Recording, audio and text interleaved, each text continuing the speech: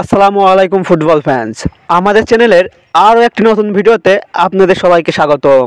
Saudi আরবের মাটিতে অনুষ্ঠিত হবে অনূর্ধ্ব-23 এএফসি এশিয়া কাপের সপ্তম আসর। তবে তার আগে মূল পর্বে নিজেদের জায়গা নিশ্চিত করার লক্ষ্যে মাঠে নামবে এশিয়ার দলগুলো, যেখানে গ্রুপ পর্বের নিজেদের প্রথম ম্যাচ খেলতে মাঠে নামছে কোচ সাইফুল বারী টিটুর শিষ্যরা।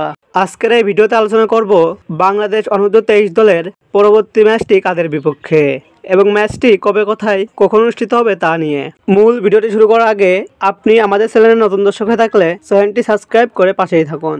অনূর্ধ্ব-23 এএফসি এশিয়া কাপের বাছাই পর্বে অংশ নিচ্ছে সর্বমোট 44টি দল, যেখানে 44টি দলকে ভাগ করা হয়েছে 11টি গ্রুপে। যেখানে বাংলাদেশ অনূর্ধ্ব-23 ফুটবল দল রয়েছে গ্রুপ সিতে, যেখানে বাংলাদেশের সাথে আরও রয়েছে ভিয়েতনাম, ইয়েমেন এবং সিঙ্গাপুর। অনূর্ধ্ব-23 এএফসি এশিয়া কাপের বাছাই পর্বের গ্রুপ পর্বের প্রথম ম্যাচটিতে ভিয়েতনামের মুখোমুখি হবে বাংলাদেশ অনূর্ধ্ব-23 দল।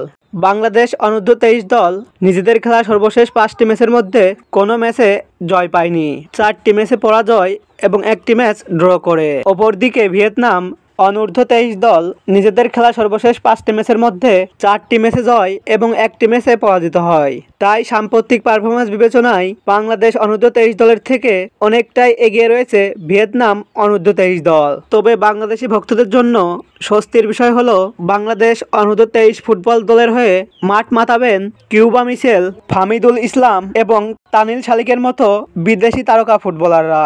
বাংলাদেশ অনূর্ধ্ব-23 বনাম ভিয়েতনাম অনূর্ধ্ব-23 দলের মধ্যকার এএফসি এশিয়া কাপ কোয়ালিফায়ার্সের এই ম্যাচটি খেলা হবে ভিয়েতনামের মাঠ পুথো স্টেডিয়ামে এবং এই ম্যাচটি অনুষ্ঠিত হবে বাংলাদেশ সময় অনুযায়ী আগামী 3 সেপ্টেম্বর বুধবার সন্ধ্যা 6টায়।